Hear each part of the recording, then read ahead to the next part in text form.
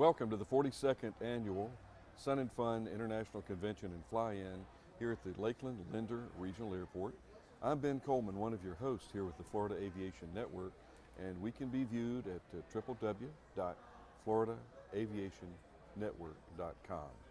And that is where a lot of, all of our safety information and aviation educational material is located. And that's why we do this. This is in purpose of our volunteers and our volunteer group to come out to you and bring this information to wherever your location is. And hopefully your location is out here at the airport, but if you're not, if you're viewing this on your monitor, I'm sure you'll be out here tomorrow.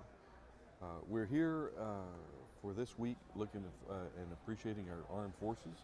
Yesterday was Army Day, today is Navy Day. I think tomorrow is Coast Guard Day. So just thank you to our armed forces and for our service members and for what they have done so far. And we're not finished yet. Got to maintain this our way of life and our freedoms here in the United States. Speaking of freedoms, we're very, very rich in this industry, being able to innovate. And one of our primary innovators is Mr. Phil Lockwood. Phil. Ben, hey, great to see you as always. It's always good to see you, and we go way back, and it's a very, very. Anytime I see an air cam, I don't want to gloat, and then when I tell, hey, I know the guy that started that, and but I am very, very proud to be affiliated, at least as a friendship, with the air cam process, and not only that, but you as an individual. We go back. When FAA days, when you had your 135 certificate, that's I think that was fun. Yep. PA 28 135. But Phil, tell us what's going on with the air cam and any new developments, or how can you improve on perfection? Well, we keep making little improvements, so we're always working on it. We've got a good engineering team working on the airplane now. One of the things that we've done recently, which is most significant, is we've added a full enclosure option. And so a lot of people would ask, well, why would you do that on an air cam? It's all about being out in the open. But we have some customers that want to fly in cold weather, want to be able to fly in light rain, and in northern climates. So we decided to go ahead and develop this enclosure, and it works really well. It's still, you have great visibility. One of the things that has surprised me is how much fun it is to fly with the enclosure on. But the key item is that you can remove it in 30 minutes. So if you have the enclosure on and you've transitioned the airplane to a new location, maybe through some cold weather or over some distance, and then you're where you want to be, take the enclosure off, put the little windshield on, and go fly around open. So, we use it when we go out to the Bahamas for filming, because it gives us more flexibility en route, and then when we get out there, we take it off. So, well, and it probably would keep from messing your hair up if you were flying with a helmet. Not a real worry, but it is nice on a cross country if you're flying at relatively high speed for an air cam, and that you can pull your charts out and. You can throw the gear in the back without having to tie everything down. The cargo bay is pretty big with the full enclosure. Speaking of speed, is there any speed advantage to the lack of drag? That's a good question, and that's a question a lot of people ask. The airplane is airframe limited anyway, and it has enough power to go to VNE, so you're not going to pick up any speed. But what you do pick up is some efficiency. You use a lower power setting to go the same speed. How about controllability? Any Flies notice? The same. Yeah, we did a lot of. We worked on it for a couple of years. Flew a lot of prototypes, a lot of different shapes, a lot of testing. Load tested all the panels sideways, upside down. Did dive testing to high speed with it. Make sure that nothing was going to come loose or flutter or vibrate.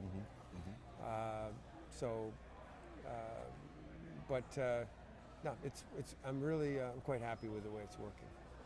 How about as far as the future development? You just announced that you're coming up with a 4-place version with a heads-up display for IFR flight? No 4-place version now. Wait a minute, how about your de-ice equipment? 2-place airplane. De-ice? Well, we are working on cabin heat. Okay, well I thought you had That was the purpose of the enclosure. No, no, no. Okay. You know, actually, you know, when it's cold, you need to really dress up in an air cam, right? So it's great fun in warm weather, but you need to dress up. I've been able to, on a cross country where I was in a hurry to get somewhere, and I wanted to make a long leg, and I had a really strong tailwind at altitude, go up to like 7,500 feet, which we don't normally do. Nosebleed. Yeah. Oh. And it was, I think it was 48 degrees or 50 degrees, and I was wearing shorts and a short sleeve shirt, and just That's the sun. brisk. Yeah, you just close the vents and it's warm, you know. So it really does make those types of trips a lot nicer. Something else we've been doing with the air cam that you might find interesting, we've been shooting new videos, and you know, a lot of people watch our videos. We've got a new one that we did in 4K, and most of it was shot out in the Bahamas. We've been working with Brad Fuller, who you know, Know him well. Florida Film and Tape. He's been doing a great job for us. Yeah. So Brad's been doing our editing and coming with us and doing shooting. We just shot a new 4K video out in the Bahamas, and it was a lot of fun. Oh, Phil, that's one of the things about this industry is you, much like myself, I've never worked a day in aviation. I mean, there have been long days, trust me. You've had some long days. Yep. But it's, I don't know, it's just something that you enjoy doing. Absolutely. It's a passion, it's a way of life. Yep. And that's what we're trying to get across our folks across the street here at the high school, to get the kids more involved. And you know, kids, they're going to do what they're going to do, but if you show them a way, show them a path, a few of them might just kind of say, I want to do that someday, or I don't know if I could do that, I don't have the discipline. Well, if they have the common sense and knowledge to ask the question, they probably have it within themselves to have the discipline. It's the ones that don't understand or don't have a clue about what they're going to do, what they want to do, what they can do, it's hard to understand what drives the youth psyche, but it's also good to see the youth that come here and they do get tagged in on like the PA-18 project, and they do want to get their mechanic certificate. They do want to hang around with Phil Lockwood and try to figure out what Phil did to get his experience. And being an engineer, I mean, I think that is your forte, is it not? You are an engineer? Actually, my degree isn't in engineering. I got a technical degree in flight technology and a combination aviation business degree. I went to school at FIT for 4 years, and so I've hired engineers to do the real number crunching on the aircam design work and stress analysis. My dad was an engineer, his dad was an engineer. You had Probably could have, should have, maybe, but so I have a lot of natural ability there when it comes to design and analysis, but my degree is in business. Well, that degree has served you well, because your yeah. business is doing extremely well. And Rotax, I believe, I would probably consider you one of the foremost experts on the Rotax engine. And that's not to give you too much acknowledgement or make you get a swell head, but you know a lot about the Rotax. You've got a lot of knowledge, you work in a lot of them, and you're an expert. Well, I'm a guy who really appreciates maintenance, and you know, a lot of people think I am an engineer because of my technical abilities and my interest in maintenance. So really, I got into the Rotax maintenance business because in the early days of Rotax, we didn't have a lot of specific guidance, and I figured out pretty early on that one of the biggest problems we had with the early ultralights was engine failures. The airframes, you know, generally if you had an accident, it was preceded by a loss in power that was unexpected, right? And a forced landing, and that's where the accident would occur. So I saw that, and I thought, man, this is where we can really make some big improvements. And that's when I got involved in Rotax maintenance. And I really enjoy that aspect of it, trying to figure out how to run the engines safer, more reliably, how to cut maintenance costs, and it came up with techniques and tools to improve maintenance techniques and make things more consistent. So, yeah, that's kind of a lot of my background, because that's one of the things that I enjoy. Well, also, if I remember correctly, some of your early trips, like in the Drifter, it was out to remote strips to where if things broke, you had to fix it. Yeah, right. Sure. I was working in Africa. I made a number of trips out there to work with crews that were doing mostly National Geographic specials. And again, if it breaks, you got to fix it. You got to have somebody out there to get you, So get you back home or get you. So the first thing you're trying to do is make sure that it doesn't break, and that the machine operates reliably, and then do your maintenance before it needs to be done, right? So that you don't have a problem. And then, of course, the other thing is if you do have an unexpected issue, then you have to be able to deal with it on the spot. You mentioned cut maintenance cost, and that's always bouncing around the back of your mind because of just efficiency, overall efficiency is cut costs. Sure. There's some areas that you don't want to cut costs. One area that I've tried to always tout when somebody talks to me about a road tax engine is, well, I think I'm just going to get the overhaul manual, and I should be able to, just a little, two-cylinder engine. I can take that apart on my shop, and I said, why are you going to want to do that? Well, I can't afford to go and have it, overhauled by a shop, so I'm just going to do it myself. So do you really want to do that? Do you really want to do that? Stop and think about it. There's some special tooling. There's some little tricks of the trade that you really need to know, but to go and overhaul that little two-stroke engine. We're talking about a 582, but typically I get them thinking enough to where it scares them, where I share a little, some horror stories, because these little engines, they run great when they run great, and when they don't, they stop real quick. The maintenance is more important on the two-strokes than the four-strokes. The four-strokes, the 9 series Rotaxes, are much more forgiving when it comes to maintenance. I mean, they may run off, but they'll usually give you some kind of a warning if something's not right. With the two-strokes, the problem can be more catastrophic if you don't maintain it properly. So, yeah, and there are a lot of tricks to the overhauls, a lot of special tools, a lot of special techniques, a lot of special chemicals, a lot of very important torque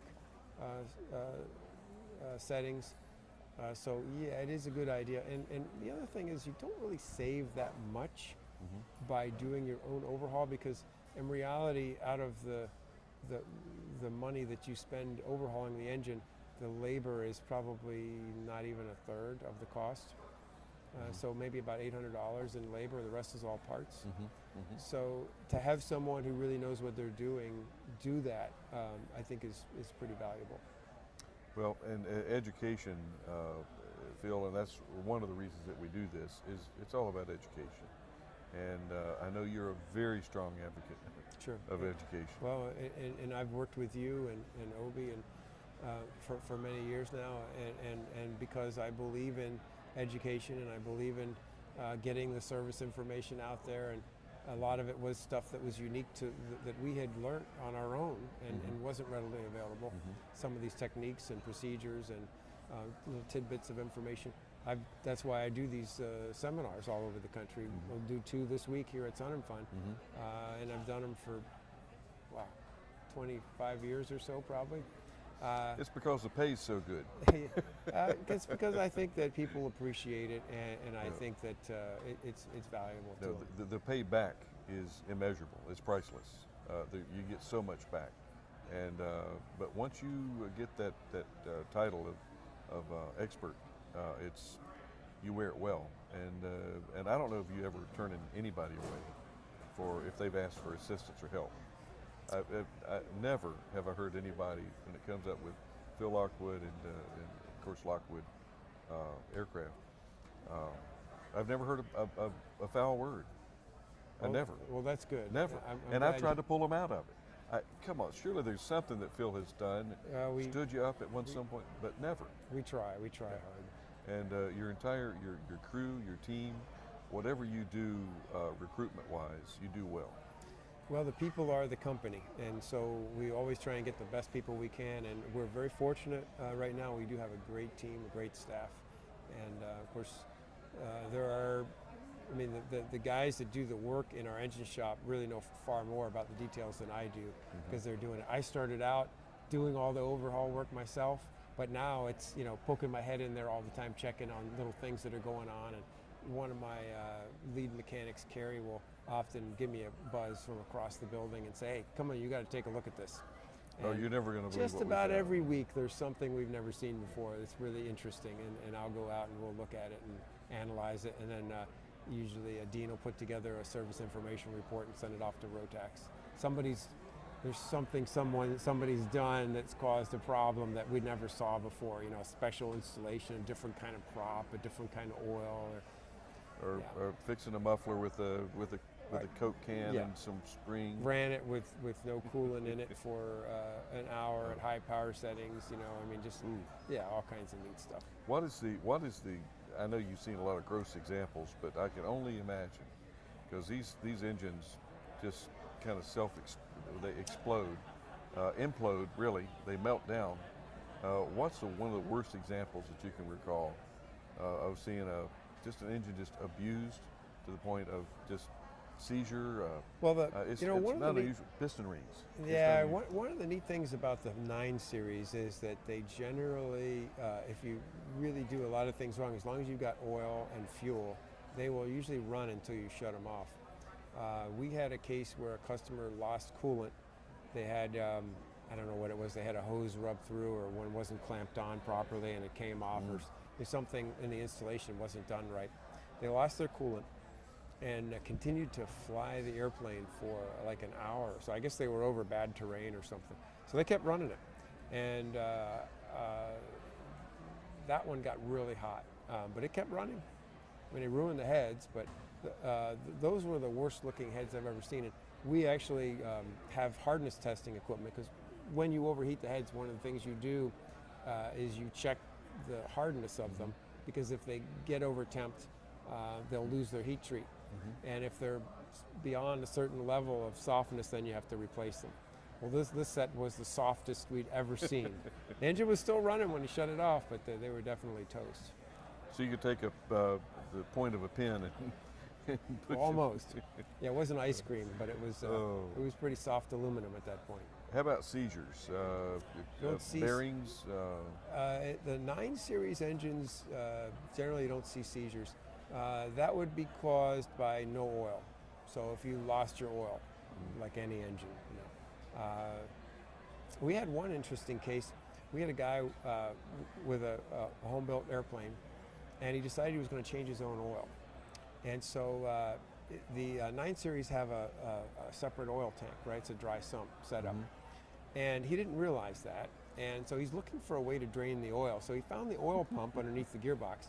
And there's a bolt on the right side of the oil pump which contains a spring and a check ball valve that controls the pressure. It does a good job of it. He pulls that off thinking that may be the way to drain the oil. It's right next to the filter. And some oil comes out, but he didn't get much. But he didn't see the ball come out. He just saw the spring. So he put the spring back in there with the bolt, tightened it up, and the ball bearing rolled across the hanger. So then finally he found the oil tank, and he pulled the plug off of that, and he drained it, and he changed his filter and filled it back up. Well, when he started the engine back up, he noticed that he didn't have any oil pressure, maybe 5 PSI or something. Because Really of course, low. without that check ball valve in there, it was just all bypassing.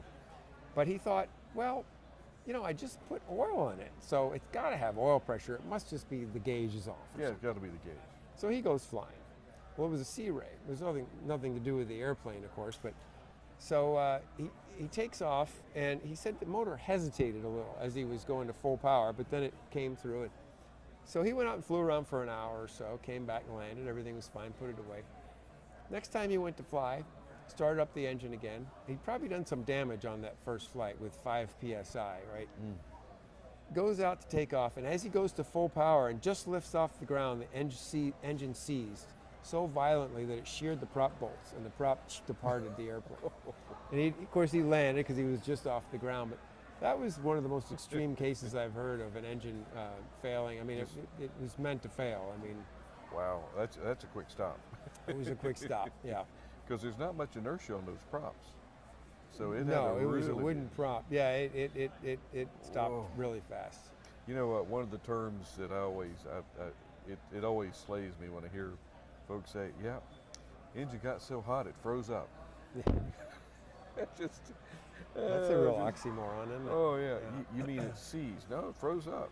It's, but anyway, it's the Rotax, and now I haven't really been following the technician or the training requirements, the 16-hour course, and I'm sure that Rotax they offer.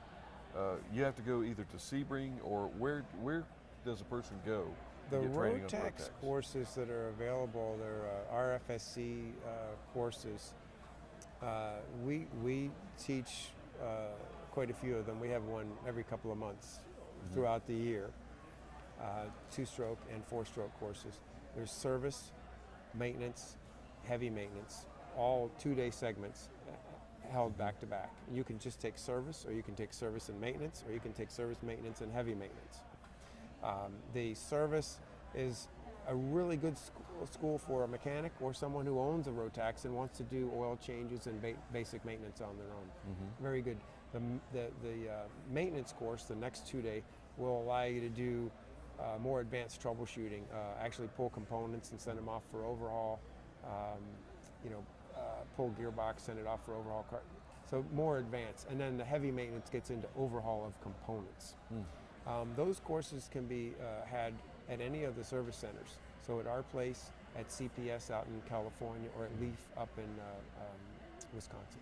So there's three primary. Three main service centers. I believe Ronnie also does them up in Mississippi, Ronnie Smith. Okay. And do you find that the folks that come through to get that training, are they in the industry? Who are their customers, if you will? Are there 2, 3, 5, 10, 20 in your classes? Or We usually will limit it to about 12 people in a class. You do have, because there's a lot of hands-on. So you have two different groups of people mainly. You have mechanics, AMP mechanics, and mechanics who are coming they want to make a living working on the engine, so they want to get certification, because you get a nice card with certifications showing that you've gone through a Rotax approved school and which level you've achieved in the training. And then you have private owners that are building an airplane, they want to know more about the engine, or just own one and fly it, and they want to either know more about it or maybe work on it themselves. Oh, good for them. And talking about the Rotax engine, I've heard some rumor, there's some buzz about a 915 coming out. So yeah, the new engine coming out now is the 915. It's kind of a successor to the 914, which is still available.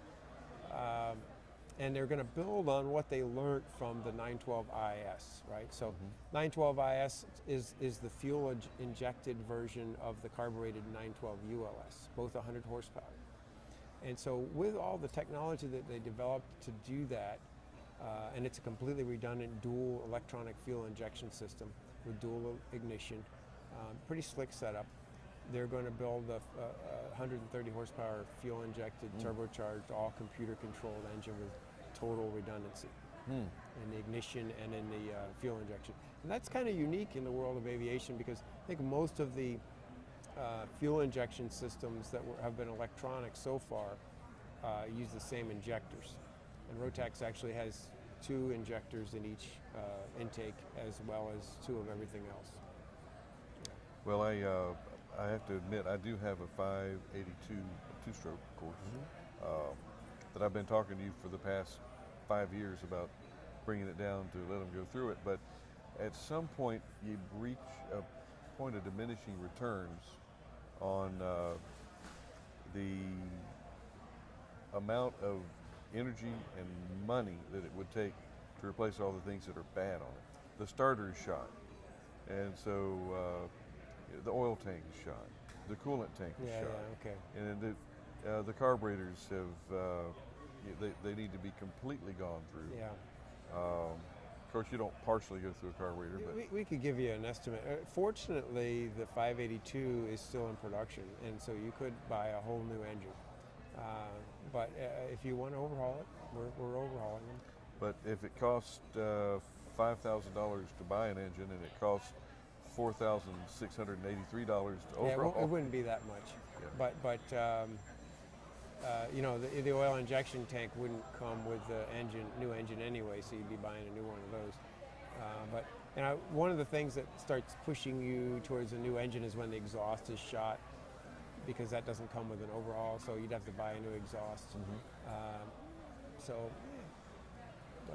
But then, and I know that there's a lot of these aircraft that they, particularly with the light sport arena and the ultralight arena, where it was great while it was new, and they haven't flown it for a while, and it's just kind of been sitting at the airport or in their garage, and they're just sitting there. Worst possible thing that you can do to one of these little engines is let it sit. Without proper preservation. Yeah, it needs to be preserved. And you know, I just went over that in the Rotax seminar I just gave over in Paradise City. And of course, I'll do a 4-stroke seminar tomorrow at 10:30 over in Paradise City, 10:30 in the morning. So you could be at his seminar if you come back out tomorrow at 10:30? That's right, 10:30 tomorrow morning for the 4-stroke seminar. Yeah. And how long is that? It's an hour. Yeah, well, 10:30 to 11:30. Wow, that's you do an awful lot of. We're going to pack a lot. Day. I've got a lot of slides. I really got to move on that one because I'm really going to give a lot of good information. Wow. Yeah. And as far as the technical training for somebody to get qualified to work on their light sport, I don't know that many areas that you can go to get this training. The one that does the most, I think, there is Rainbow out in California. If you want to get your light sport repairman certificate. So there's 2 ways you can go: light sport repairman or A&P. An A&P has all the privileges of an A&P with an IA when you're talking about light sport. So with an A&P, you can actually do an annual on a light sport. And have you, and I've been kind of out of that sector for a while, is that growing? Has it plateaued? I think sales of light sport aircraft are similar to that of standard category airplanes. You know, the single engine piston airplanes. So it's rolling along quite well. Yeah. And you know, some people have said, well, what about this new medical that AOPA and EAA are working on? You know, being able to fly a 172 without a medical, with a driver's license, isn't that going to affect the sales of light sports? I think it's likely to affect it some, but you know, there's still a lot of people that want to buy a new airplane, simple to fly, modern new airplane, and some of these light sports are a lot of fun to fly. They really handle well, and you can buy a new one anywhere from 100 to maybe 180, 190,000. And in that range, say for 150, 160, you're getting a pretty much state-of-the-art airplane with new construction techniques, brand new glass panels, all the latest stuff. And what's a 172? Close to 400,000? Yeah. Okay, so your entry level on the standard category is going to be up close to 400,000. You're still less than half the amount. So a lot of people are still going to want to buy a light sport airplane just because of the way we certify them with that ASTM standard. It makes them a lot more affordable. I'm going air cam. I'm not going to mess with the light sport. I'm going air cam. Air cam's a whole different deal, but I mean, that's just pure fun flying. Yeah. And I'll never forget, I was out flying with Chuck the other day at the seaplane base, and there were 2 air cams down in the lake, just kind of sitting there. I guess it was a rally point for some folks, and it's just a delight to always see the air cam. There are a lot of them out there in Florida. How many do we have out there, Phil? We've got over 200 now. Wow. And of course, that number builds every year. We're going to do a fly-in at Page, Arizona in September. If you can get away, second week of September, we'll have information on our website about it, but that is going to be a fun fly. There'll be guys on floats in Lake Powell, I believe it is there, and then flying around all that area. It's just beautiful with the buttes and the canyons, and that's gorgeous. Well, I guess other than the canopy, we've got some new engines coming out. You're just, and again, you're working with perfection here, is what I can tell. That's awfully kind of you. We're always trying to make it perfect. We always do the best we can, and always trying to find ways to improve it. And each year we make some nice improvements in the air cam. But even the early ones that were built in the very beginning are still flying quite nicely.